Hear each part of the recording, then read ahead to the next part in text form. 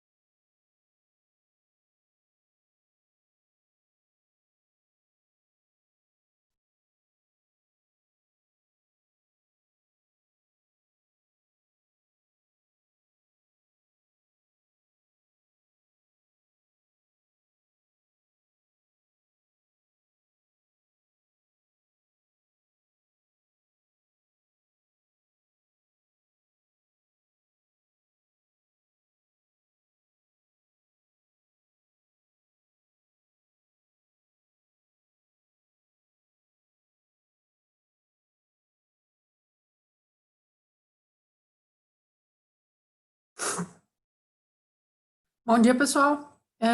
Bom, acho que já está bom para a gente ir começando. Não somos muitos ainda, mas a gente tem aí uma quantidade meio restrita de tempo, né? Então, eu acredito que já esteja numa boa hora para a gente iniciar a nossa aula, então.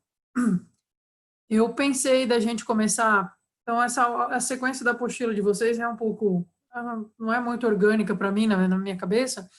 Então, a gente falou das revoluções inglesas, né? Falamos do absolutismo na Inglaterra, das revoluções inglesas. Agora nós vamos voltar um pouco para falar, então, do absolutismo na França, tá certo? Vou abrir aqui, compartilhar com vocês o PowerPoint, que já está, PDF, né? Que já está lá com o bom, para a gente começar a conversar sobre isso, então. Eu parar no meio, que deu vários spoilers na aula.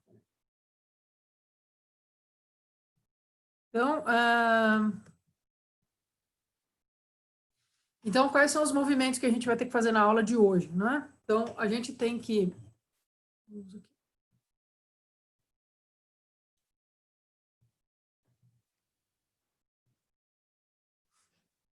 Então, na aula de hoje, a gente tem alguns objetivos. Primeiro objetivo, a gente precisa entender o que é que se modifica, não é, da Idade Média para a Idade Moderna, em termos de poder. A gente já começou a falar disso, porque a gente avançou até o século XVII, falando da Inglaterra, e eu anunciei para vocês que, né, existe um processo na Inglaterra, que tem muita gente que chama de absolutismo inglês, mas que, enfim, é um processo de centralização acontecendo. Então, hoje nós vamos falar desse processo de forma um pouquinho mais geral, entender como é que se dá essa modulação, porque nós vamos ver o exemplo maior da formação do absolutismo na Europa, que é a França, certo? Então, digamos que o lugar onde esse processo se deu de forma mais completa, né, e mais redondinha, digamos assim, é a França, tá certo? Então, é por isso que a gente estuda o absolutismo a partir do modelo francês, né? Nos outros lugares, todos vai ter algum veja bem, vai ter alguma coisa que não é exatamente do jeito que está nesse modelo e etc.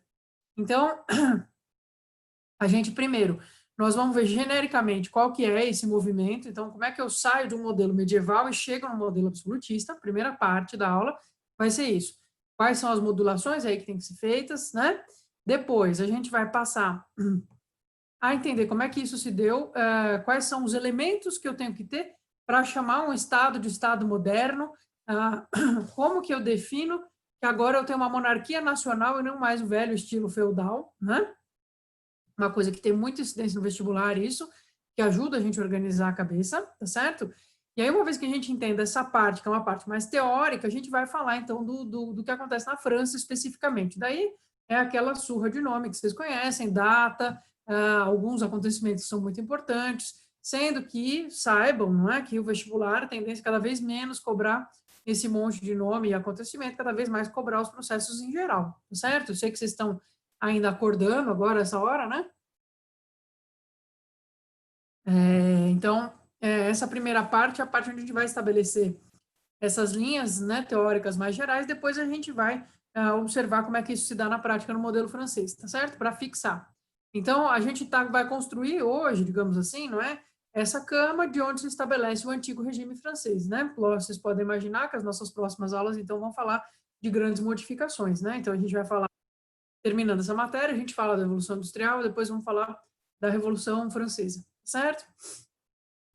Então, vamos lá, vamos começar. Então, o poder na Idade Média, a gente pode dizer, né? Eu fiz esse gráfico muito sofisticado aqui, porque eu sou uma pessoa de humanas, então, assim, muito elaborado, dividido em três partes iguais, né? Um gráfico pizza dividido em três partes iguais, para que vocês tenham claro, não é? Que quando a gente fala na Idade Média, quando a gente fala da descentralização do poder, isso também passa pelo fato de que a gente tem pelo menos três vetores, né? Três eixos de poder que dividem o poder de forma mais ou menos equivalente. O rei, o clero e os nobres. Lembrando que o rei é aquela figura, então, que é uma espécie de senhor feudal que ganhou muito mais guerra do que os outros, então tem mais territórios, tem mais vassalos, não é? E por isso ele acaba tendo essa importância. Tá certo? A média, via de regra, não dá para a gente afirmar que um desses poderes se sobrepõe ao outro. Desculpem, pessoal. Então, só um minutinho.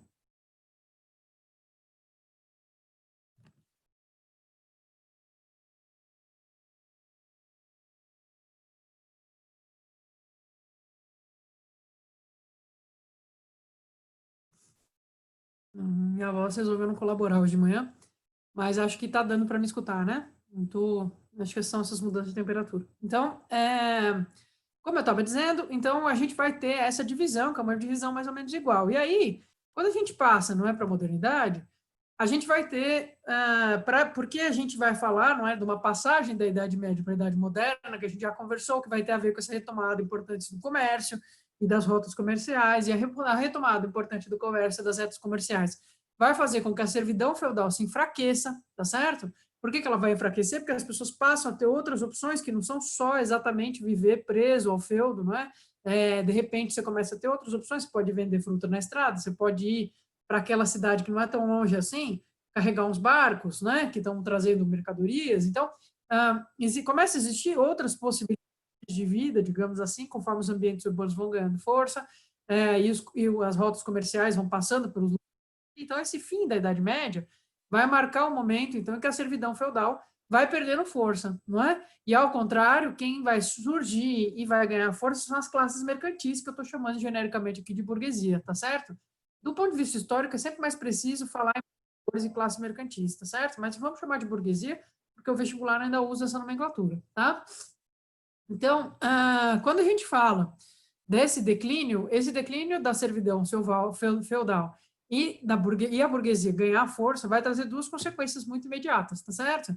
A primeira é que os nobres, eu já falei para vocês, a coisa que o nobre mais tem medo na vida é revolta camponesa, né? Eles morrem de medo de repente, as pessoas que trabalham no campo, portanto, sustentam eles, não é, com a sua força de trabalho, deixem de fazer isso e, pelo contrário, percebam que são mais numerosos e que podem acabar com eles, tá certo, gente? Então, os camponeses vai se amplificar nessa passagem. Por que que se amplifica? Porque justamente as pessoas estão tendo outras possibilidades, elas ficam menos, digamos assim, à mercê dessa relação de trabalho, que é uma relação de trabalho, enfim, que surge num momento outro, tá certo? No momento em que a mobilidade das pessoas era menor, existiam mais invasões, né? Então, fazia sentido, digamos assim. Vai deixando de fazer sentido e a gente vai tendo, então, essa maior mobilidade de pessoas que vai deixando os caras numa situação por vários motivos, né? Primeiro porque eles continuam tendo demanda, então precisa de gente para trabalhar no campo. Como é que eu mantenho esse cara trabalhando no campo se agora ele tem outras opções? Essa é uma primeira coisa, tá certo? E, num segundo lugar, de repente, o cara, como ele tem outras opções, ele começa a achar ruim as condições que ele tem lá. Então, começa a achar ruim os impostos que ele tem que pagar, começa a achar ruim ele não poder fazer uma série de coisas. Então, isso começa a trazer à tona, não é, a consciência da nobreza, vamos dizer assim, o medo de que os camponeses se revoltem, tá certo? Ao mesmo tempo, a gente vai ter a burguesia e as comerciais ativas trazendo novidades, não é? Então, a gente passa a ter, digamos assim, uma série de outras necessidades que surgem, porque o comércio tem exigências muito diferentes do que era esse universo do feudalismo isolado, tá certo? Então, se você está numa lógica de invasão, sendo invadido, ruralizado, tá certo, gente? Se a estrada é ruim, não faz muita diferença, não é? Porque a estrada ser ruim, ela inclusive dificulta que os invasores consigam chegar no seu feudo, tá certo? Então, é beleza que a estrada seja ruim. Se eu estou numa lógica comercial, a estrada ruim é uma merda. Por quê? Porque encarece o transporte da mercadoria, tá certo? Então, quanto melhor é a estrada, mais eu consigo, mais rápido eu consigo entregar as minhas mercadorias, com mais eficácia, o custo cai, tá certo? Então, é melhor para mim. Então, a lógica do comércio e a lógica da ruralização do feudalismo é completamente oposta. Com o fortalecimento da burguesia e o fortalecimento do comércio, então começam a despontar novas necessidades, tá certo? Essas necessidades vão ser trazidas por essa modificação econômica, não é? E aí a gente tem esse panorama aqui que não está muito preocupado em dar conta disso, tá certo? Porque todo mundo aqui está dentro de uma lógica, não é? Que é uma lógica da nobreza, do rei, o clero, os nobres são todos nobres, no fim das contas, não é? Então, eles estão dentro de uma lógica que é uma lógica outra, que não é essa lógica comercial. Então, a gente vai ter uma modificação importante, não é? Por quê? Que tipo de necessidade que uma rotas comerciais mais intensas trazem? Vou dar alguns exemplos para vocês, não é? Então, por exemplo, se cada vez que eu cruzo, vamos supor que eu tenho um rio, não é? E esse rio, ele tem, durante o meu trajeto entre pegar uma mercadoria e levar ela para a feira, por exemplo, eu vou ter que atravessar 6 pontes desse rio, tá certo? E cada uma dessas pontes está num território, não é? E aí, as estradas que levam para essas pontes são de outros territórios. Então, no fim das contas, vamos dizer, eu tenho que pagar 12 pedágios para 12 senhores feudais diferentes, tá certo? Cada um deles cunha a própria moeda, então eu tenho que ter moedas de todos esses caras, e as regras vão ser diferentes em cada um deles. Em alguns, vai ter um cobrador do imposto ali na ponte. No outro, eu tenho que ir até a sede do feudo para render as minhas homenagens e pagar o imposto que eu estou devendo. Então, cada um desses lugares vai me trazer um problema. Eu que estou querendo só passar por aquela terra para poder levar os meus produtos para serem vendidos numa feira, por exemplo. Isso é um problemão, tá certo, gente? Além disso, por exemplo, vamos supor que eu seja roubado, não é? Numa terra,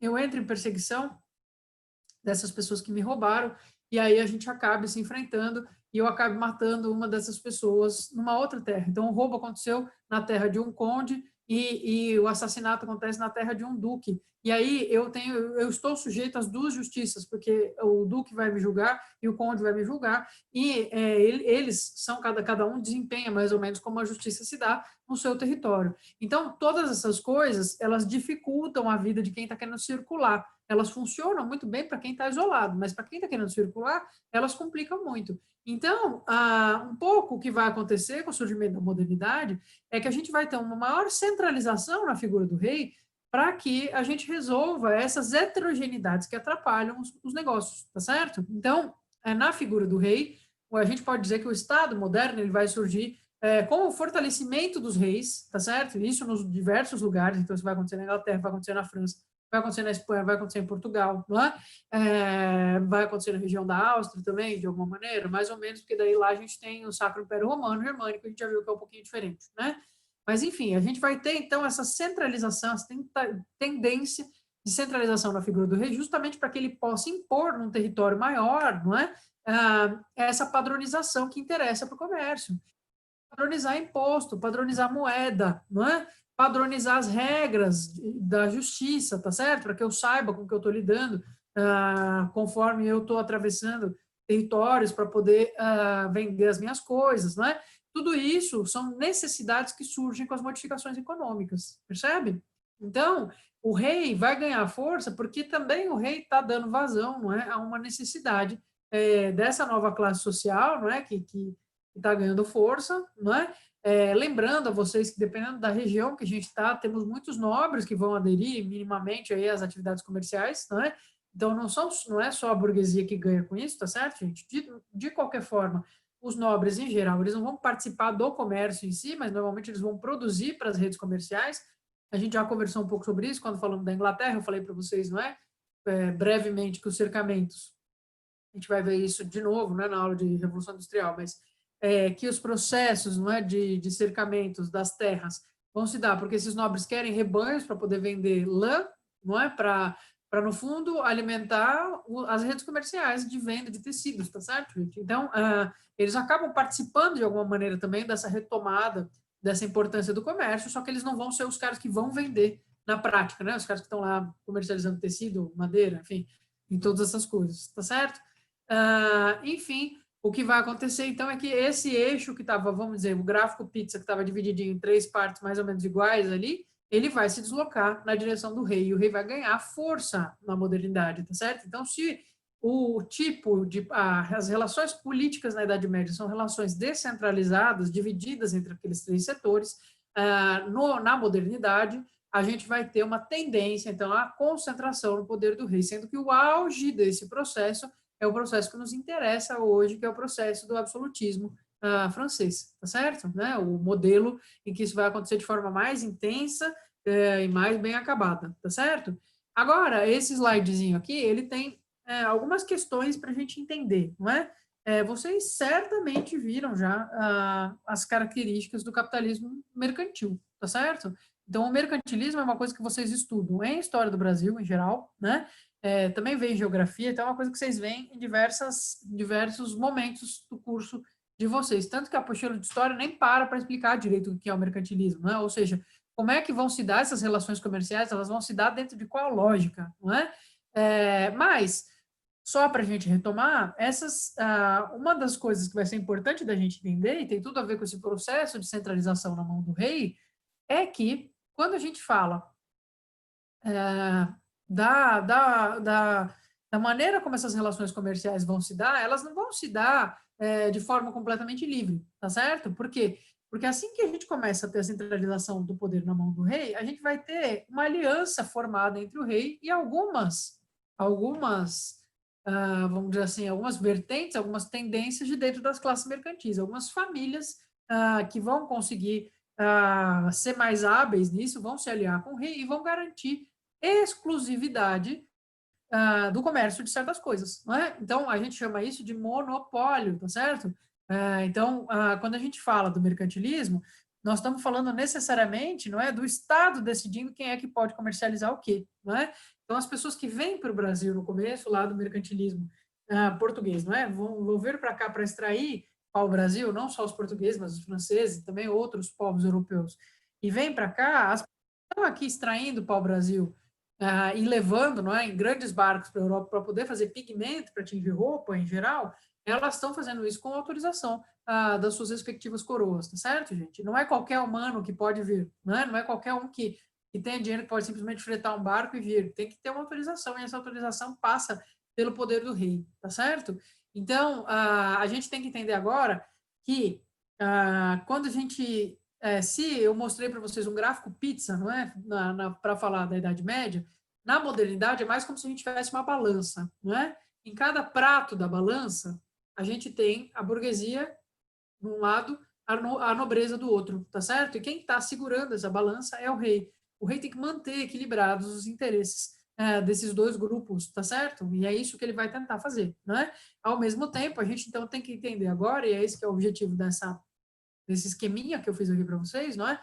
O que a burguesia ganha com isso, o que o rei ganha da burguesia, e o que a nobreza ganha com isso, e o que o rei ganha da nobreza, tá certo? Então, eu coloquei aqui para vocês, embaixo de cada setinha, não é? O que cada uma dessas galeras fornece em troca e como que a gente mantém esse equilíbrio. Então, em relação à burguesia, não é? O que é que o rei ganha da burguesia? Simples, o rei ganha altos impostos da burguesia. A burguesia paga imposto loucamente, tá certo, gente? Desde o começo, a burguesia vai ser interessante, não é, para as figuras dos reis, até porque, por exemplo, as cidades que a gente tinha, não é, que ficam muito fortes e muito ricas por causa do comércio, em geral, elas vão comprar a sua independência e vão pagar dinheiro para o rei para poder ser independentes e poder decidir entre elas mesmas, com a forma de governo que elas acharem melhor, como que vão lidar com as coisas, não é? Todas as cidades, em geral, estavam dentro do terreno, do território de algum senhor feudal, tá certo, gente? E aí, conforme os reis vão ganhando, não é, força em relação aos senhores feudais, as cidades passam a comprar isso dos próprios reis, tá certo? O nome disso é carta de franquia, vou anotar aqui para vocês no chat, caso vocês fiquem em dúvida.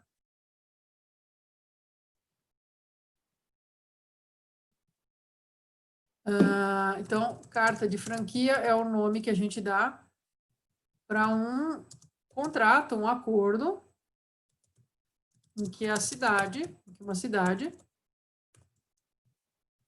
compra sua independência. Tá certo? É lógico, a cidade tinha que pagar, ela deve uma série de encargos, de impostos, não é? Para o território do senhor feudal dentro do qual ela está. Então, quando ela decide ficar independente, né, nada mais justo, vão dizer eles, você quer ficar independente, beleza, mas você vai ter que me ressarcir, porque eu vou perder muito dinheiro com a sua saída aqui do meu território. Então, me convença de que é uma boa ideia, certo? E aí, então, a gente vai ter esse tipo de mecanismo funcionando, não é? Então, o rei vai fazer o quê? O rei vai garantir monopólios para a burguesia em troca desses altos impostos que a burguesia paga para o rei, tá certo? Então, a burguesia entra com grana mesmo e o rei vai garantir, então, que a burguesia tenha, que certas famílias, é claro, não é, que certos grupos, não é, de mercantis dominem as atividades mais lucrativas que estão acontecendo no seu reino, tá certo? Então, é essa que é a troca entre os dois grupos. No caso do rei e da nobreza, a gente tem uma relação que se dá mais na ordem do poder, não é? Então, o rei vai conceder privilégios para a nobreza, por privilégio aqui, vocês podem praticamente trocar, não é a palavra privilégio, pela possibilidade de não pagar impostos, então nobres não pagam impostos, tá certo, gente? Eles são isentos, não é? E, por outro lado, a nobreza vai, conseguir conceder apoio para o rei, porque lembrem-se, não é que a coisa é um pega para capar, certo, gente? Então, a gente tem, sempre que você tem um rei, não é? Ele tem lá a sua rede de suzeranos aliás, sua rede de vassalos, não é? E a sua rede de apoio internobreza, mas sempre esse cara vai ter inimigos, vai ter gente que vai achar que não é justo que ele esteja no poder, vai ter gente que vai estar de olho na posição dele. Então, manter o apoio político internobres é uma coisa muito importante para o cara conseguir reinar, não é? Então, em troca desses privilégios, a nobreza vai apoiar politicamente que esse rei tenha as suas funções e, ao mesmo tempo, existe uma necessidade de que a máquina administrativa do reino seja ocupada. Então, eu preciso ter pessoas que vão administrar a justiça nos mais variados lugares, né? Eu não falei para vocês aqui que o rei vai monopolizar a força, a justiça, os impostos? Quem que vai exercer a justiça, né? Quem que vai ser o cara daquela cidade que vai ser o responsável por fazer os trabalhos de justiça? Então, sempre vão ser nobres, tá certo? Os coletores de impostos, nobres, né? Os caras que vão liderar os exércitos, nobres. Então, ocupar essa máquina administrativa que está centralizada na mão do rei é coisa de nobre. Então, é isso que eles vão fazer em troca, não é, desses privilégios que o rei vai conceder a eles, né? E cada um desses cargos, é lógico, é uma boquinha, né? É uma forma de manter aí a renda entrando, tá certo? Sendo que a gente está num momento de modificação. Só o feudo funcionar na base da subsistência não necessariamente garante, não é, a sua prosperidade, o seu sustento enquanto nobre nessa época, tá certo? Então, esse equilíbrio, digamos assim, é um equilíbrio típico da Idade Moderna, né? É muito fora do que era a Idade Média. Embora eu quero que vocês percebam, não é que é uma espécie de desenvolvimento de um processo que já estava na Idade Média. Então, a nobreza não some, nem as relações baseadas em linhagem, em sangue, e mesmo na suzerania vassalagem vão sumir de uma hora para outra, não é? O que vai acontecer é que a gente vai ter esse processo, no entanto, de centralização na figura do rei, beleza? Então, a gente vai olhar agora, isso foi uma explicação mais genérica, digamos assim, não é?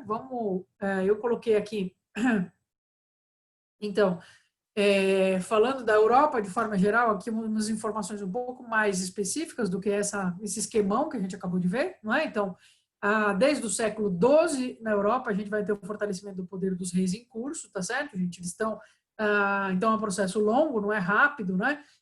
Quando a gente fala da formação das monarquias nacionais, ou seja, esse slide aqui que eu estou mostrando para vocês, não é? Que a gente vai ter o rei concentrando a força, a justiça, os impostos e esse equilíbrio entre a nobreza, a burguesia e o rei acontecendo aqui, isso tudo vai ser mais forte a partir do século XIV. Lógico que, de novo, respeitando as diferenças regionais, depende de onde você está. No caso da França, podemos falar tranquilamente em século XIV, beleza? Que é o tema que nos interessa hoje, né? Hoje a gente tem um recorte, ok? Aí a gente vai passar, então, essa centralização, ela vai se dar em vários níveis, tá certo? O primeiro nível é a centralização administrativa e jurídica, não é? Então, a gente vai ter a fundação de tribunais centrais que são ligados ao rei, então isso cada duque, cada conde, cada marquês, cada barão administra a justiça como achar melhor no seu território, vai começar a ter que respeitar uma regra mais geral, mais central, que vem do rei, tá certo? Então, esse estabelecimento de tribunais centrais ligados ao rei é muito importante, não é? No caso da França, a gente vai ver, é o Luís IX o primeiro cara que vai fazer isso. Depois, a gente vai ter a criação de impostos centralizados. Então, todo o território em que esse rei domina, a gente vai ter os mesmos impostos que são cobrados e são pagos para ele, tá certo? Diminuindo, então, não é, as possibilidades dessa cobrança de impostos mais local, que todo mundo tinha que pagar o tempo inteiro, não é? Aí eu coloquei um exemplo aqui de imposto centralizado, que é a TAI, né, da França, de 1439, certo? Depois, a gente vai ter a formatação no entorno do rei de um corpo diplomático fixo. O que significa isso? Então, a diplomacia é uma invenção da modernidade, tá certo, gente? Ela não existe antes da Idade Moderna, não é? A ideia de você ter funcionários do rei cuja função, funcionários do governo, digamos assim, não é, cuja função é manter, é tentar costurar acordos, relações que não se dê através da guerra, tá certo? Então, essa ideia, lógico que essas figuras, né, que tentam fazer esse tipo de mediação, elas sempre existiram ao longo da história, mas não da maneira como elas vão existir aqui a partir da Idade Moderna, em que isso vai ser, de fato, considerado uma parte de qualquer governo, de qualquer rei, quem vão ser os seus diplomatas, os seus chanceleres, né? Quem que vai representar esse rei quando tiver que negociar com outra família real, com outro país, tentar evitar uma guerra, tentar conseguir um acordo vantajoso do ponto de vista comercial, não é? Então, a gente vai ter a formação do corpo diplomático fixo. Eu não sei exatamente por quê, mas nos últimos anos tem se perguntado isso no vestibular. Então, acho bom vocês ficarem espertos com isso, né? Saber estabelecer que é a partir dos anos 1400 aí que isso vai começar a acontecer com mais ênfase, tá certo? Depois, uma última coisa, não é? Ainda dessa lógica da centralização da administração, que é a renovação no interesse do direito romano. Então, o direito romano estava em baixa, coitado. Desde que a gente entra na Idade Média, o direito consuetudinário, o direito dos costumes, estava muito mais forte, não é? Por quê? Porque a gente teve essa prevalência, digamos assim, dessa matriz bárbara, germânica, não é? Em que a administração do direito se dava de acordo com os costumes e sempre feito pelo nobre de maior escopo ali da região. Então, normalmente, o senhorzão feudal, maior, mais importante, é o que julga o que tem de acordo, não é? Com uma compilação de regras, que normalmente é de transmissão oral, tá certo? Eventualmente tem codificação escrita, mas descentralizada, não é? Então, esse cara julga o que acontece no território dele e decide como é que a coisa vai funcionar, não é?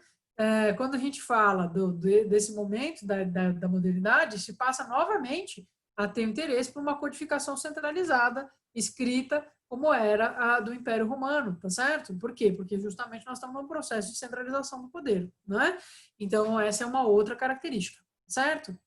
Continuando, a gente vai ter também um processo de centralização militar. Esse aqui é muito importante, tá certo, gente? Isso é muito importante, ok? Então, a gente não fala na formação das monarquias nacionais e dos estados modernos sem entender que as redes que vão para a guerra, que vão promover a guerra, não é? Que vão promover a defesa dos lugares e tudo isso, elas deixam de ser aquelas redes exclusivamente baseadas na suzerania e vassalagem, certo? Então, ao longo da Idade Média, eu quero proteger um território, a minha melhor alternativa é fazer alianças com muitos nobres diferentes, de preferência nobres poderosos, e manter essa aliança firme e forte, que aí eu consigo mobilizar esses exércitos quando é necessário, tá certo? Isso no período, então, da Idade Moderna vai se modificar e a gente vai ter a entrada, digamos assim, no cenário militar dos exércitos mercenários, ok? Então, a gente vai ter regiões inteiras que vão se especializar na arte da guerra e que a gente vai ter, então, essas pessoas que vendem esse serviço, não é? Então, eu sou um incrível general, já lutei em várias guerras, e eu vendo meu serviço para a cidade que pagar melhor, não é? Então, você que é ou para a cidade ou para o rei que pagar melhor. Então, eu me incorporo a esse rei quando ele está fazendo uma guerra específica e assim, eu vivo, tá certo? Então, isso vai fazer com que o rei não dependa mais só dos vassalos dele para entrar em guerra, não é? Porque agora ele tem essa alternativa de um exército que, notem, é um exército profissional, são pessoas que elas só fazem isso, não é? E fazem isso também em troca da própria sobrevivência. Então muda um pouco esse perfil da guerra, que era uma guerra antes só de pessoas que então eram criadas para isso desde pequenininhas, né? Que tinham ali toda uma série de códigos, uma lógica, não é? Que é a lógica da cavalaria, que estava por trás de tudo. Então, isso muda, tá certo, gente? Nesse processo, no processo de incorporação, digamos, dos exércitos mercenários, não é? Nesse panorama da guerra, no começo da Idade Moderna, a gente vai ter uma parte da nobreza perdendo força, que é essa parte da nobreza que não era uma nobreza ligada a um título e a um território, mas ligada exclusivamente à guerra, que são os cavaleiros, não é? Então, eu coloquei aqui para vocês que é uma pequena nobreza, tá certo? Tá aqui, né? Então, esses caras, eles vão perder um pouco de espaço. Por quê? Porque justamente as possibilidades melhores deles eram a vitória na guerra, não é? Eles se ocupavam disso, tá certo? E aí, de repente, você tem a guerra sendo assumida por profissionais que estão ali, não porque eles estão ligados a uma rede de linhagem que vem desde o tataravô deles, e a honra pede que eles estejam ali, mas que estão ali porque aquela foi uma opção lucrativa, né? É isso que eles fazem da vida, né? Então, é uma mudança grande no panorama de como se entende a guerra, de como se faz a guerra, tá certo? A outra coisa é que a gente vai ter modificações técnicas importantes na guerra, que vão fazer com que o século XV, aliás, os séculos XVI e XVII tenham guerras que são num nível de mortalidade muito trash comparado com o que era antes, tá certo? E eu aponto aqui para vocês principalmente o uso da pólvora, não é?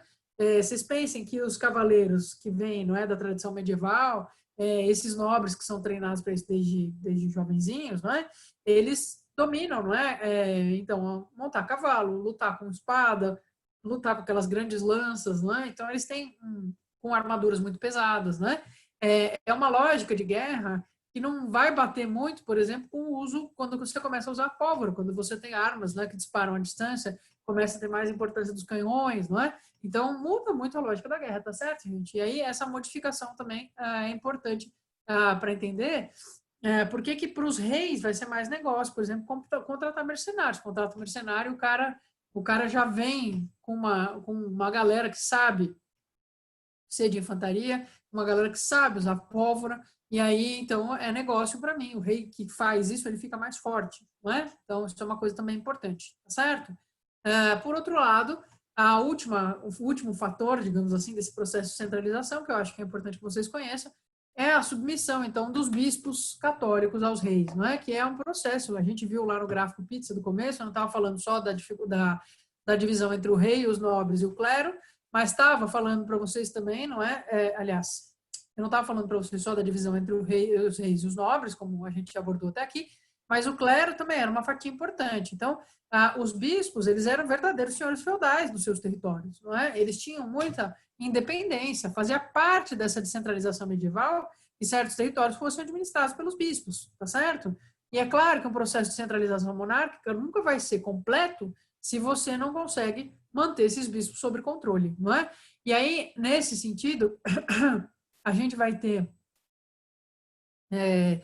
esse processo sendo bastante impulsionado, digamos assim, pelas críticas que o catolicismo sofre e depois pela reforma, tá certo? Porque a gente vai ter muitos, uma vez que os caras percebem, não é? O papado romano percebe que tem lugares em que ele está perdendo completamente o corpo do seu clero, mas todas as suas propriedades, como é o caso, por exemplo, da Inglaterra, né, a partir de 1534.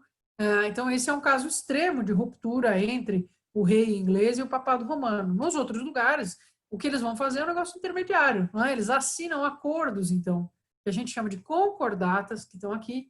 Eu coloquei algumas datas aí só para vocês terem uma noção, né, do período em que a gente está, em que os bispos católicos têm que se submeter à autoridade real, do ponto de vista jurídico, do ponto de vista administrativo, do ponto de vista dos impostos.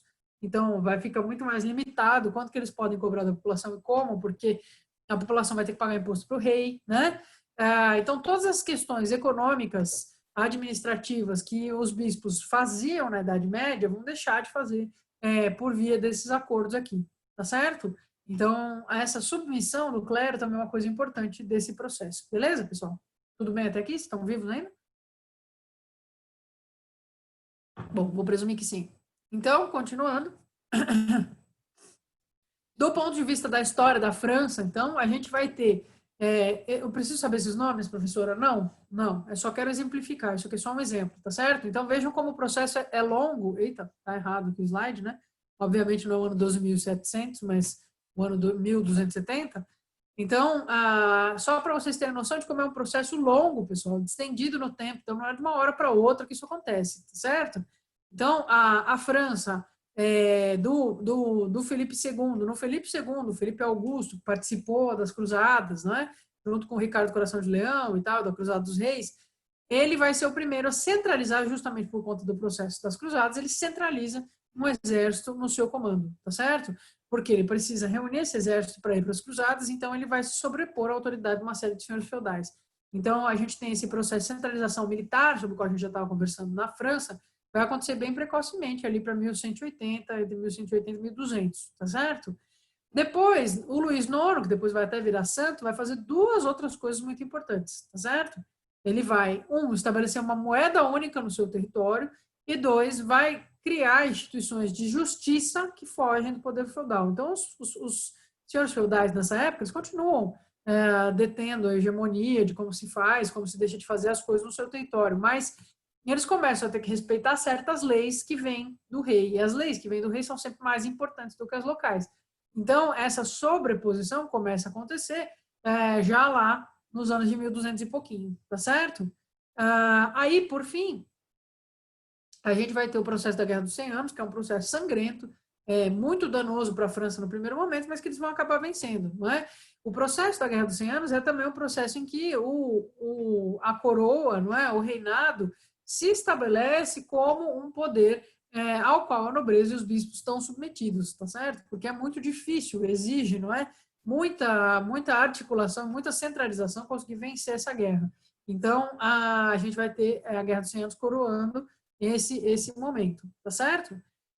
E aí aqui, putz, aqui eu vou pedir para vocês terem um pouquinho de paciência, não é? Que agora eu vou só mostrar aqui para vocês em geral, a gente vai passar para essa parte mais factual, tá certo? Se vocês não tiverem, vocês têm alguma questão, pessoal, alguma dúvida? Sim, o Samuel está falando aqui que ele é cyberpunk, né? Vai saber o que vai estar acontecendo em 12.700, pelo amor de Deus, né? Não tem, 2020 já está complicado. Então, se vocês não tiverem uma dúvida, se vocês conseguiram entender esse processo mais geral, como a gente assistiu ele aqui, não é? Então, um processo em que a gente vai ter uma centralização progressiva, tanto da força, quanto da justiça, quanto da economia, nesse Estado moderno, não é? Que é centralizado pelo rei, a gente pode passar, não é? Para entender um pouquinho melhor o processo da França, como vai rolar, tá certo? Então, a gente tinha, pessoal, lá desde o começo, não é? Depois do Carlos Magno, etc., a gente vai ter o estabelecimento de uma linhagem muito longa, uma dinastia francesa muito longa, que é a dinastia dos capetinhos, tá certo? Então, ou capetos, né? Como vocês preferirem. Professora, Oi? só Pois uma não. coisa. A Guerra dos 100 Anos enfraqueceu o poder do rei? Eu não entendi muito bem. Não, ela enfraquece a nobreza e os bispos em relação ao rei, porque o rei, o exército do rei consegue ganhar a Guerra dos 100 Anos, né? Ah, É tá, uma tá. centralização maior de poder militar na mão do rei que vai Uhum. fazer com que 100 anos. Então, pelo contrário, tá certo? Fortalece o rei da França. Ah, tá. E Beleza, obrigado, lá na professora. Inglaterra, Uhum. imagina, porque eles perdem, né? Então, é, claro que isso nunca é feito de forma. Então, existe, não é uma intenção nisso. A gente vê, por exemplo, que a Joana d'Arc, coitada, embora ela seja responsável, né, por dar aquele gás quando a França já estava meio na bad ali, ela, uma camponesa, analfabeta, mulher, enfim, tem visões, consegue angariar uma grande quantidade de populares que se aderem à causa da Guerra dos 100 Anos, porque ela viu que precisava libertar a França e tudo isso, mas ela rapidamente vai ser eliminada. Quando o quê? Quando ela se percebe que ela pode se tornar uma liderança que descentralize o poder de alguma maneira, né? Seja porque ela está ameaçando a ortodoxia da igreja, seja porque ela ameaça se tornar uma outra força, e não a força da nobreza ou do rei. Então, ela vai ser quem? Condenado por ele.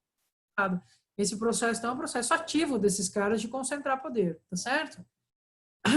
Então, eu estou mostrando para vocês aqui um heredograma, ou um cladograma, como vocês preferirem chamar. Ah, não, o cladograma não é isso, não. Isso aqui é o heredograma mesmo. Então, o cladograma das espécies, né? Nada a ver. Então, o heredograma que eu estou mostrando aqui para vocês, né, é só para facilitar, tá certo, gente? Porque senão eu vou falar o Henrique Fulano, o Henrique Beltrano. Eu não sei se vocês notaram que essa matéria não facilita a vida de vocês aqui. Ó. Tem uma guerra dos 3 Henriques, né?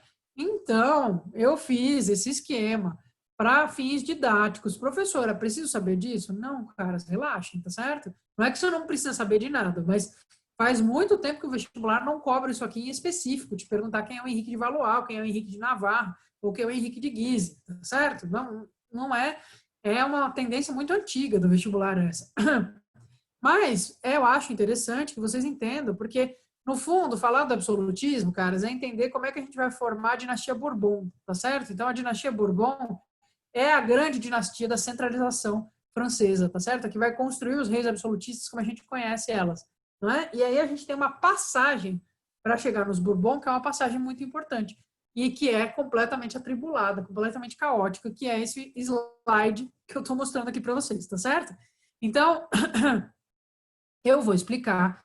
Não se prendam excessivamente a datas ou a nomes, tá certo? Só entendam a lógica geral do processo, não é? Então, eu tenho todos esses quadradinhos que vocês estão vendo aqui, são Valois, tá certo? O Henrique III Valois, Margaride Valois, eu não coloquei aqui, mas o Carlos IX também é Valois, o Francisco II também é Valois, e o Henrique II também é Valois. Nós estamos na dinastia Valois, certo? Então, os Valois, o Henrique II é um rei. Vai ser um rei que vai pegar um panorama que é a dureza, tá certo, gente? Por quê? Porque é o panorama pós-reforma protestante na França, não é? Eu falei para vocês que a gente ia ter o espalhamento do protestantismo, né, na Europa inteira, mas eu enfatizei para vocês que nos países mais do norte vai ser mais forte, tá certo? Então, tanto ali na região que hoje é a Alemanha, quanto na região da França, dos Países Baixos e mesmo da Inglaterra, o protestantismo se espalha bastante. No sul, onde o catolicismo é mais rígido, tanto no Portugal, Espanha ou mesmo na Itália, né, que está muito próximo do papado, a reforma protestante tem mais dificuldade de se desenrolar, tá certo? A França é uma espécie de intermediário, então, não é? Mas a França vai ter uma presença muito grande de calvinistas, que a gente vai chamar de huguenotes, tá certo? Porque são os calvinistas franceses especificamente. Os huguenotes franceses vão passar muito perrengue, tá certo? Porque os reis franceses eram reis católicos que tinham um compromisso forte, não é, com o papado romano, tá certo? Então, o que vai acontecer? A gente vai ter políticas variadas de perseguição ao protestantismo pelos reis da França, tá certo? E essa tensão é uma tensão muito importante para a gente entender esse processo aqui como um todo, não é? Como é que a gente sai dos Valois e entra nos Bourbon, então? Então, fofoca, né? Agora é só fofoca. Se alguém já assistiu aquele seriado que chama Reign, nessa fase exatamente que a gente está aqui, tá? Eu vou até colocar o nome aqui. O seriado é bem imaginado, tá certo, gente? Bem romantizado, né? Fica contando as historinhas. Enfim. Mas, às vezes, ajuda a guardar, tá certo? Não é para acreditar em tudo que acontece lá, mas é interessante. Sabia, sempre tem alguém que assiste. Eu vi tudo também, viu? Eu acho super legal. Mas então, só para vocês saberem que é nesse contexto que a gente está, tá? Se alguém mais assiste, né? Então, eu curto tudo quanto é seriado histórico, mesmo os mais viajadões, né? Eu acho que super ajuda a gente a fixar, tá certo? Então, desde que vocês não, né, guardadas as devidas proporções, é aquilo que a gente falou, usa dragão, zumbi, coisa muito romântica, vocês podem ter certeza que não é muito correspondente historicamente, tá certo? Mas de resto, ajuda você a guardar como é que são as relações, as roupas, né? Tudo isso ajuda você a formar um panorama na sua cabeça que te ajuda a resolver prova. Então, o Henrique II, não é?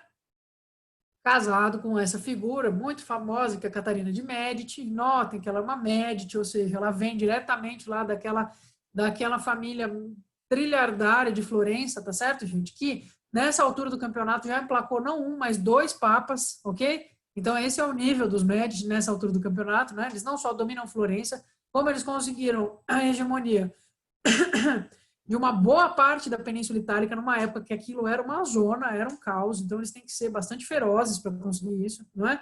E vão dominar pelo menos dois papados, não é? Então a Catarina de Médici é essa pessoa, não é? Que então vem dessa família, e essa família, num movimento ousado, vai fazer uma aliança com a Casa de Valois francesa, tá certo? Então a Catarina de Médici, tudo bem, beleza, ela é uma rainha consorte, é lógico que a família Valois é mais importante na França, mas vejam que não é com qualquer um que estão se metendo, tá certo? E note que o fato dela ser uma Médici e os Médici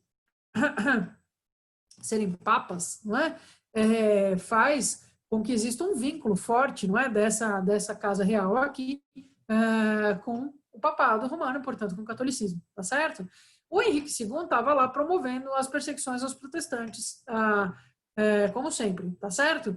E aí o que vai acontecer? A gente vai ter uma série de acontecimentos aí que vão complicar essa sucessão dinástica que a gente tem do Henrique II, né? Enfim, a gente vai ter o Francisco II, que é o filho mais velho dele, que vai morrer jovem, né? Muito jovem. Depois vai assumir no lugar dele, né? Na sequência, o Carlos IX, ainda uma criança, e aí a Catarina de Médici, então, vai virar rainha regente, o que significa, na prática, que ela reina enquanto ele não tiver maioridade, não é? Enquanto ele não for considerado apto a reinar. No governo da Catarina de Médici, não é? Ela está um pouco de saco cheio das perseguições funcionando do jeito que estão e tenta fazer um acordo, tá certo? Tenta, vamos dizer assim, tecer algumas alianças, não é, que permitam com que esse conflito seja menos violento dentro da França, não é? Então, a Catarina de Médici, ela acena nesse sentido, tá certo? Eles vão fazer uma tática, digamos, para isso aí, não é? Que é casar a Margarida de Valois, que é uma das filhas aí, então, desse casal, com o Henrique III de Navarra, que é da família Bourbon aqui, então já prestem atenção nesse sobrenome, que ele vai ser importante, tá certo? Por que de Navarra? Porque é isso, lembrem-se, né, que vocês se lembram que o título ele vem junto, normalmente, com o território, não é? Então, o território de Navarra era o território ao que o Henrique tinha esse direito, né? Então, ele ganha esse nome, embora seja francês, tá certo? Então, Henrique de Navarra, Bourbon, se casa com a Margarida de Valois. Por que isso aqui é uma sinalização no sentido de uma tentativa, não é, de conciliação, digamos assim, entre os católicos e os protestantes? Porque o Henrique de Navarra é protestante, ele é huguenote, tá certo, gente? Então, a tentativa de aliar, a própria Casa Real Francesa trazer uma aliança interna com os protestantes, tá certo? E aí, então, ele vira príncipe, não é? Vira um dos príncipes aí da Casa Real, ligado aos Valois. E na própria ocasião do casamento, a gente vai ter um dos acontecimentos mais trágicos, não é, dessa época, que é a noite de São Bartolomeu, tá certo? Porque o que acontece com esse casamento é que começa a ter uma série de ameaças, os católicos ficam completamente revoltados, não é, de que se case, então, Margarida de Valois com um protestante, tá certo? Como veem isso, não é, como um ceder, digamos assim, um território muito importante para os protestantes, tá certo? Que é a própria realeza francesa, não é? E aí o que vai acontecer é que a gente começa a ter ameaças de que não vai rolar um terrorismo. Os protestantes estão tomando o poder, os católicos vão dar um jeito, vão ameaçar, vão investir, né? Vão fazer um ataque. E aí fica esses dois lados com medo dessa espécie de ataque. O fato é que os católicos partem para a ignorância antes, tá certo? Então a gente vai ter ataques terríveis ordenados contra a população protestante em Paris. E estima-se que morre como os dados não são precisos, não é? A estimativa a firmeza é que em uma noite matam 6.000 pessoas, tá certo? E a pior estimativa, digamos, diz que morrem 30.000 pessoas nessa mesma noite, tá certo? Então, é uma carnificina, não é? Os católicos vão atrás dos protestantes mesmo porque estão com medo, porque estão achando que talvez sejam massacrados antes. E aí, isso, lógico, tem uma iniciativa da própria realeza nesse sentido, né? De achar que vai acontecer alguma coisa desse tipo. Então, é um acontecimento extremamente trágico, que sai bastante do controle também, não é? Então, talvez seja bom ter ouvido falar disso, não é? Enfim, 1572. Nesse processo, então, Carlos IX, ele vai reinar, ele vai morrer, não é? Jovem também, e aí vai assumir o Henrique III de Valois, tá certo? Que é o último filho vivo aí que sobrou do Henrique II e da Catarina de Médici, não é? Aí o Henrique III de Valois, nesse contexto, até que ele consegue reinar uma quantidade de tempo razoável, mas ele vai fazer uma aliança com o cunhado, com o Henrique III de Navarra. Então, os dois vão se aliar, né? Eles são aliados, eles estão juntos nessa brincadeira, tá certo? Contra ele, quanto mais, não é, os Valois se aproximam, não é, dos Bourbon que tinham origem protestante, pior fica para os católicos mais radicais, tá certo, gente? Que não admitem o protestantismo, que acham que a função da coroa é perseguir o protestantismo. E a família mais ferrenha nessa defesa, mais fundamentalista, digamos assim, é a família de Guise, certo? Então, a gente vai ter um Henrique de Guise representando esses católicos que não querem conciliar nada com o protestante e querem a perseguição e a execução e o desaparecimento dos protestantes do território francês. Tá certo? Eles vão formar a chamada Liga Católica e vão entrar numa treta ferrada com o próprio rei Valois e o seu cunhado, Henrique Bourbon, tá certo? Então a gente tem uma briga, uma guerra civil na França, tá certo? Fica conhecida como a Guerra dos Três Henriques, por motivos religiosos, mas é claro que nunca é só religioso, né? Sempre tem disputas comerciais, disputas econômicas, isso está sempre embutido, tá certo? Mas o motivo principal aqui é um motivo religioso, beleza? Então, a Guerra dos Três Henriques é essa guerra aqui. Ela vai, como que ela vai se desenrolar? O Henrique de Guise vai ser convidado para o palácio do Henrique Valois, né? Ele e seus irmãos, tá certo? Para um acordo, não é? E vai ser assassinado de forma brutal, tá certo? E aí a gente tem, então, bem tranquilo, né? Lembra do Príncipe do Maquiavel? É isso aí, certo? Então, ele vai ser assassinado, a galera fica possuída, não é, com o assassinato do Henrique de Guise, mas no fim das contas, o Henrique Valois morre, assassinado por um frade dominicano radical, tá certo? Que entende que ele está entregando a cristandade na mão do protestantismo, não é? Ele é esfaqueado, então está numa cerimônia dentro de uma igreja, vai ser esfaqueado por um frade dominicano, e só que antes disso ele já tinha designado o Henrique de Navarra, o Henrique Bourbon, que é o cunhado dele, que apareceu aqui, como herdeiro, tá certo, gente? Já tinha dito, olha, se eu morrer, quem vai assumir, vocês que são meus oficiais, meu exército, tem que jurar lealdade ao Henrique Bourbon. Isso podia ter dado muito errado, certo, gente? Podia, né? Porque quem disse que porque o cara morre, a galera vai se manter fiel, vai se manter leal ao que ele queria. Ainda mais no contexto de guerra civil, tá certo? Mas qual que é a sorte aqui? A sorte é que o Henrique Bourbon, vejam a carinha dele, sempre vocês vão ver fotos do quadros, né, retratos do Henrique Bourbon, ele está sempre sorrindo, né, com uma cara meio de malandrão, assim, porque ele era um cara extremamente habilidoso, não é? Muito habilidoso. Olha como ele entra para a história. Ele entra para a história como o pacificador, ou o bom rei Henrique, tá certo? Então todo mundo gosta desse cara, ele tem mel, tá certo? As pessoas gostam do Henrique Bourbon, do Henrique de Navarra, né? E aí ele vai ser também conhecido como galante, né? Então as pessoas curtem ele, né? E aí é ele que vai estabelecer, então, a dinastia mais bem sucedida em termos absolutistas da história europeia, não é? Que é a dinastia dos Bourbon, tá certo? Então, ele vai conseguir, ele tem origem protestante, aí você vai falar, professor, mas como que um rei protestante vai virar rei da França, se a França era um reino em que a religião oficial era católica? Simples, frase famosa do Henrique IV, não é? O Henrique Bourbon, vocês já devem ter escutado, não é? Paris bem vale uma missa, certo? Então, já que é para assumir o trono, eu me converto, tá certo? Não tem problema algum, né? Então, ele se faz batizar católico e se torna católico e boa, bola para frente, certo, gente? Só que uma das ações mais importantes que ele vai fazer, não só em termos franceses, mas em termos de estabelecer um padrão para o resto da Europa como um todo, é proibir as perseguições religiosas, o Edito de Nantes. Isso aqui cai, ok? Então, vocês estejam atentos para essa data e para esse nome, tá certo? O Edito de Nantes, então, é uma lei que ele baixa e em que ele proíbe qualquer tipo de perseguição religiosa em território francês. Não é? Então, acabou essa história de ter que ficar perseguindo quem é protestante. Não que não vai existir, lógico, não é? Relações de poder, mais status para quem é católico, para quem é protestante. É claro que vai existir, essa questão não some. Mas o fato é que o Estado francês para de perseguir os protestantes a partir daí, tá certo? Então, o Henrique IV, não é? Bourbon, o Henrique de Navarra, que vira Henrique IV quando é coroado, vai ser esse cara, então, muito importante. Não é? Vocês notaram que ele está seguindo ele segue a numeração dos reis franceses, não é? Então, eu tinha o Henrique II, que era Valois, o Henrique III, que era Valois, o Henrique IV vai ser Bourbon, tá certo? Ele só passa a ser Henrique IV quando ele é coroado rei da França, né? Antes disso, ele é Henrique de Navarra, beleza? Ok, então vocês sobreviveram à Guerra dos Três Henriques, tá tudo bem, gente, né? Então, né, não fiquem muito preocupados em saber isso em detalhe, mas é porque eu acho que se a gente também só joga isso aqui, vocês ficam muito confusos, né? Então, o filho do Henrique,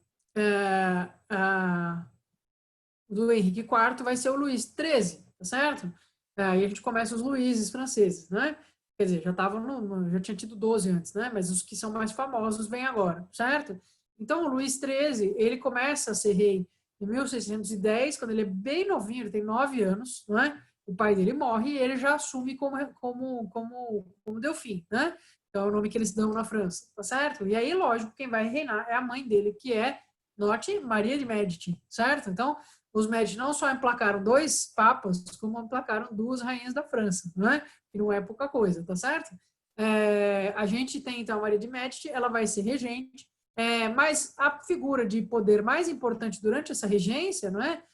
Vai ser, então, o cardeal Richelieu, tá certo, gente? Essa figura, vocês precisam ter ouvido falar dela, tá certo? O cardeal Richelieu é obviamente, um cardeal, então, um quadro da alta hierarquia da Igreja Católica na França, que é um homem extremamente habilidoso, não é? E ele vai estabelecer 2 coisas bem importantes, não é? Ele vai estabelecer que a França tinha algumas colônias já fora da França, tá certo? Né? Com esse processo das grandes navegações, a França não fica completamente de fora, então vai ter algumas colônias. Então o Richelieu é o cara que vai falar, não, a gente precisa ficar muito esperto com isso, que as colônias são importantes, não é para nós, para que a gente fique rico, tá certo? E a outra coisa que o Richelieu faz, e por isso que ele entra para a história como um super vilão, não é? Vocês já devem ter visto, talvez, Os Três Mosqueteiros, que é uma história que é contada muito depois, escrita assim, 200 anos depois quase, mas se passa nesse período. E o Richelieu é um vilãozão, né? Mas isso porque, caras, ele leva a nobreza na rédea curta, tá certo? Ele é muito fiel, não é, a Maria de Médici e ao Luís XIII, digamos assim, se bem que, né, Maquiavel diria que nesses processos de poder ninguém é fiel a ninguém, todo mundo é fiel a si mesmo, né? Mas o que eu quero dizer é, ele é muito vinculado a essa casa real e ele vai manter a nobreza sob controle. Então, ele tem olhos em todos os lugares, né? Tá sempre, tem um monte de informantes, está sempre sabendo tudo que acontece, e ele coíbe qualquer revolta contra o rei, qualquer mínima conspiração que possa existir dentro da nobreza contra o rei, o Chile fica sabendo e impede, tá certo, gente? Nesse momento também, aí logo na sequência, tá certo? A gente vai ter a eclosão da Guerra dos 30 Anos, ok? A gente vai ter, então, essa treta, que é uma das guerras mais difíceis de entender da história, tá certo? Porque a gente não tinha só estados centrais nessa época, a gente tinha um monte de mini principados, cidades independentes, e, mano, vai todo mundo entrar num bolo dessa briga. Então, eu simplifiquei ao máximo que eu pude para vocês, não é? De um lado, a gente vai ter os Bourbon franceses junto com protestantes, tá certo? E do outro, a gente vai ter os Habsburgos e os aliados em geral, que são católicos, né? Lembra-se que os Habsburgo estavam numa treta dentro do Sacro Império Romano Germânico contra o protestantismo, né? Vocês se lembram lá do Lutero e tudo isso, né? O Carlos X, não, desculpa, o Carlos V e o Maximiliano, né? Eles eram imperadores do Sacro Império Romano Germânico vinculados ao catolicismo e vão reagir contra o protestantismo e os príncipes que se tornam protestantes, tá certo? Então, os Habsburgos e os seus aliados, que são católicos, vão entrar numa briga contra os Bourbons franceses e os seus aliados, que são os protestantes, não é? De maneira que a gente vai ter essa guerra sangrenta ao longo de 30 anos, vai terminar num evento chamado Paz de Westfália, que é muito importante, porque é a primeira paz que é assinada entre diversos estados diferentes, então é uma espécie de embrião de como vão ser os tratados de paz, os acordos modernos, tá certo? De paz, né? E o efeito principal que ela vai ter é que quem toma a piaba nessa história são os Habsburgos, né? Eles perdem muitos territórios e saem enfraquecidos, ou fragmentam alguns territórios e saem enfraquecidos desse processo, tá certo? O que eu preciso saber sobre a Guerra dos 30 Anos, professora? Basicamente o período dela, tá certo? A gente saber que ela está associada a essa disputa de hegemonia aí dessas monarquias nacionais que estão surgindo e atravessada por uma questão religiosa importante, beleza? Lembrando que a questão religiosa aí também vai ter a ver com a hegemonia, não é? Porque tem a ver com a hegemonia da Igreja Católica, sim ou não, e das forças que surgem no embate com a Igreja Católica, beleza?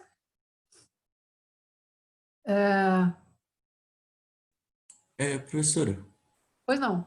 é daí que surge a rivalidade entre os franceses e os alemães? Tipo, porque eu Entre não. o quê?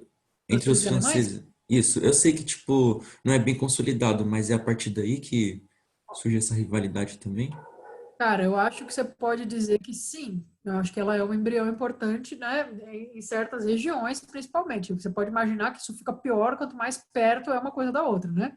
Então, as partes da França que tocam os territórios germânicos ali, nessa parte, né, a gente vai ter uma briga muito grande. Ao mesmo tempo, você tem territórios germânicos que são protestantes que estão aliados da França nessa época. Lembra dos príncipes que vão aderir ao Lutero? Então, esses príncipes são alemães, germânicos, não é? Do ponto de vista da origem cultural deles, eles são germânicos, mas são protestantes. Nessa guerra, eles estão aliados dos franceses. Então, contra outros germânicos que são aliados dos católicos. É por isso que a lógica do nacional aqui não funciona 100%, não é? Mas sim, essa rivalidade que você está colocando em algumas regiões, ela já vai começar a ficar forte, tá certo? Agora, o estabelecimento da grande rivalidade entre alemães e franceses mesmo vai ser no século XIX, nós vamos estudar isso, tá? Que a gente vai ver na Guerra Franco-Prussiana, aí o bicho vai ficar, aí o bicho pega mesmo.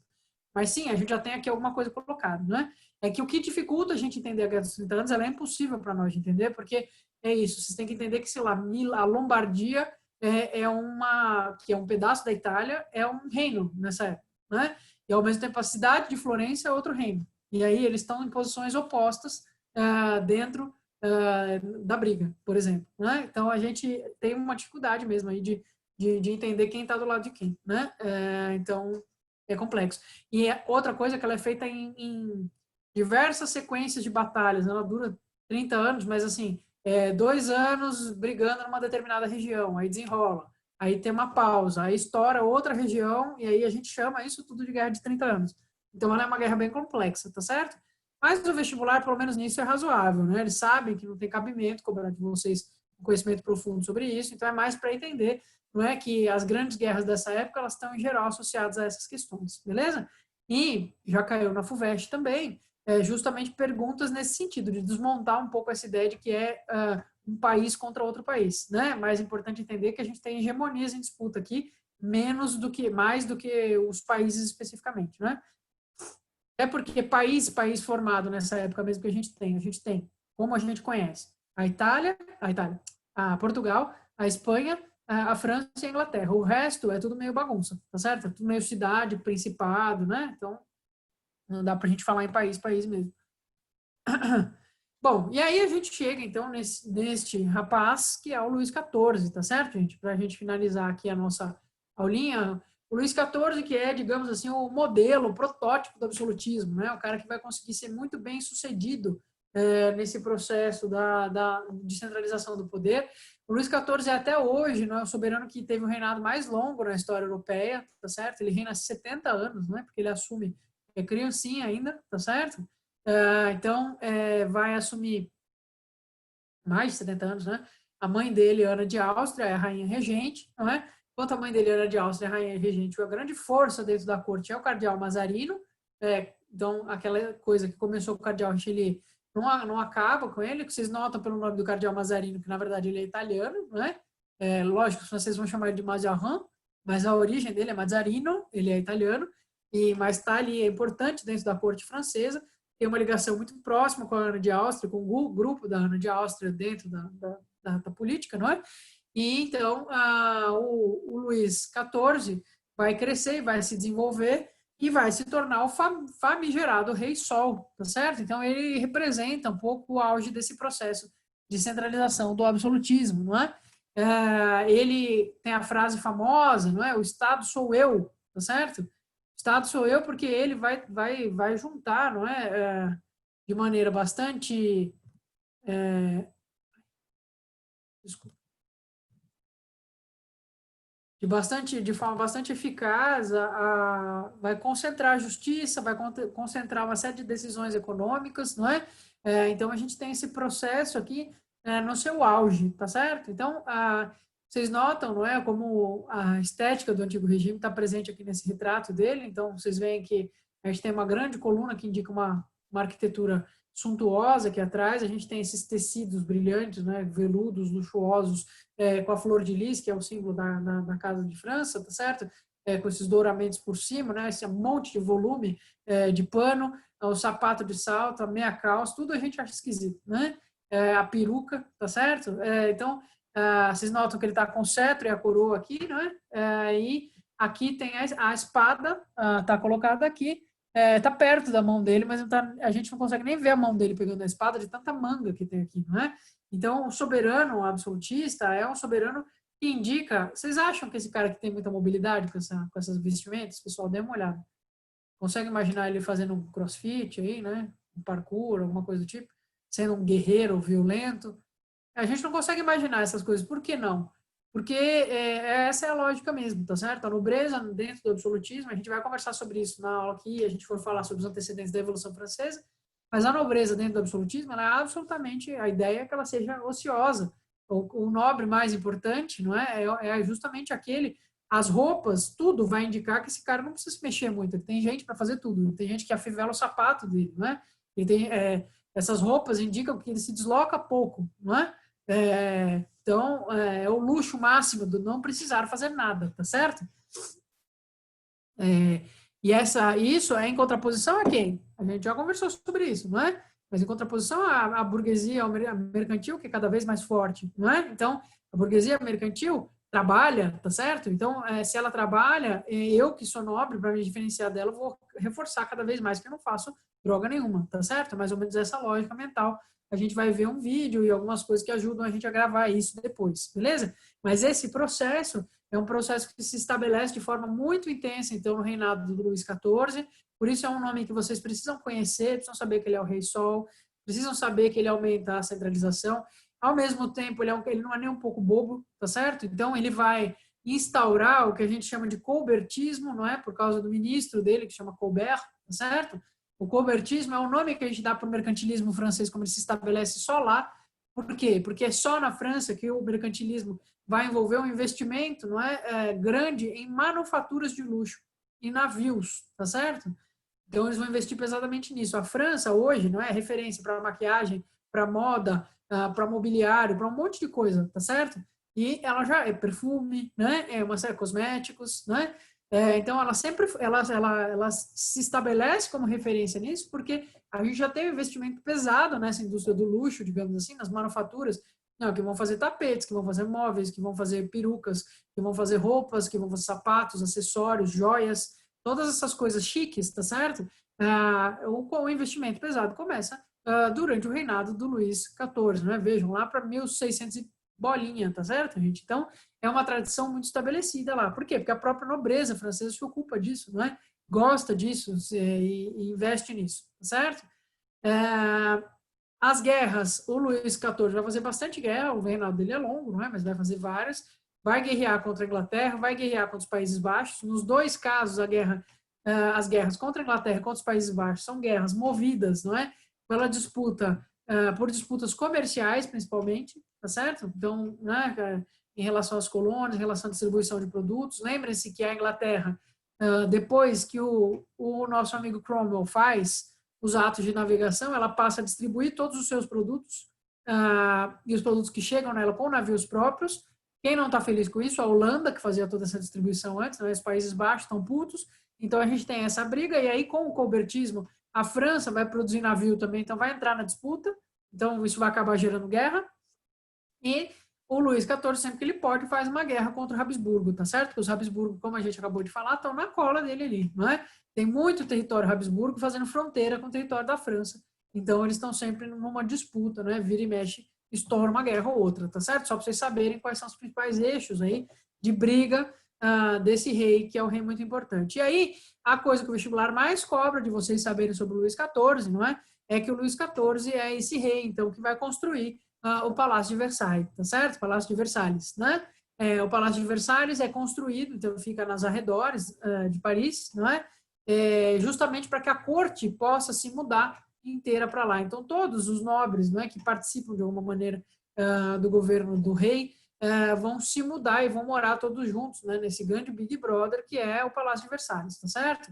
Então, eles vão ficar lá, enfiados lá dentro. Não é pouca gente, cara, são 6.000 pessoas, não é? Do mais alto status da nobreza francesa e eventualmente europeia, né? Porque esses caras são tudo parentes, certo? Então, é nesse lugar em que vai se dar todo o desenrolar da política francesa, tá certo? E isso vai se dar através das atividades do cotidiano, através das fofocaiadas, né? Através de quem tá pegando quem, tá certo?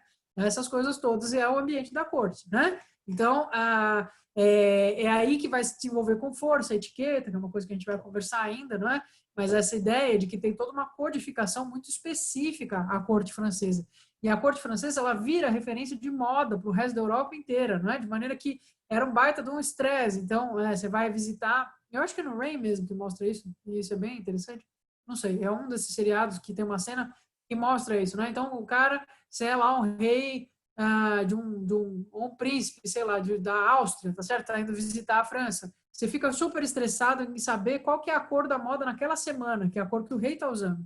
O rei está usando uma cor e aí toda a corte vai se mobilizar para usar aquela mesma cor, não é? Se você ficou sabendo errado, ficou sabendo que era azul, só que azul era da semana passada, você chega todo montado de azul ali, putz, pega mal pra caramba. Você é um cara desatualizado, caipira, tá fora do rolê da corte, tá certo? Então, é uma codificação de costumes, de moda, que é muito, muito minuciosa, porque entendam, pessoal, são desocupados, são pessoas que não fazem porra nenhuma.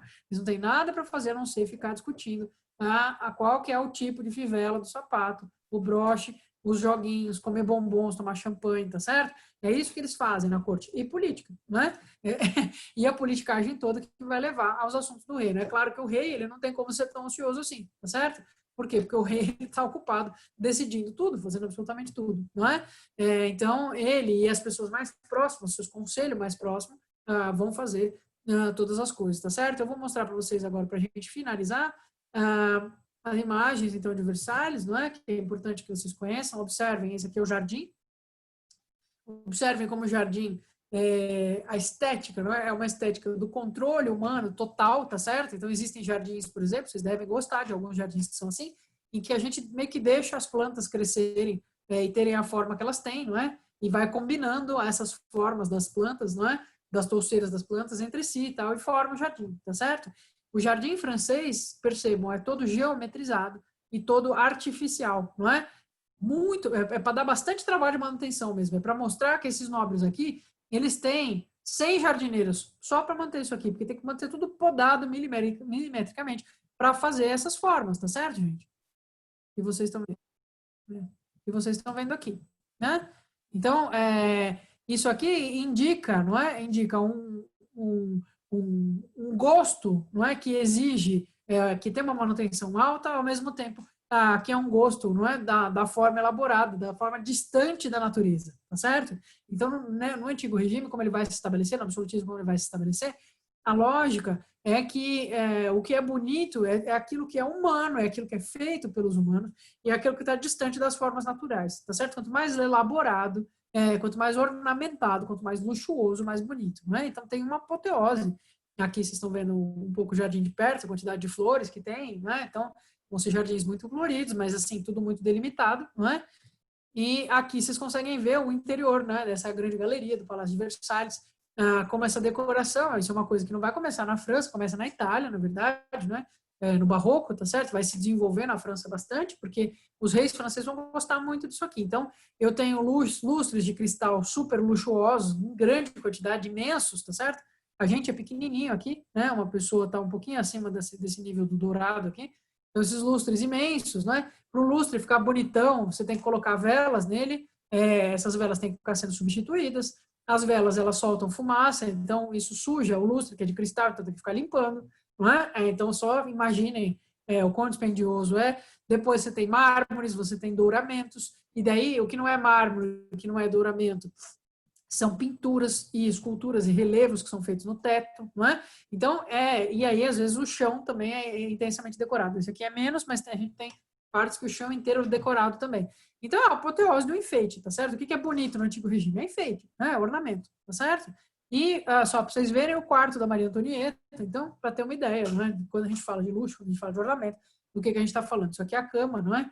E vejam a cabeceira modesta, né? E o dossel que fica em volta de uma das provavelmente 25 camas que a Maria Antonieta devia ter, né? Que é uma na parte dos aposentos reais, depois ela tem a casa dela dentro da própria propriedade, que é só dela, que é onde ela fica com as amigas, né?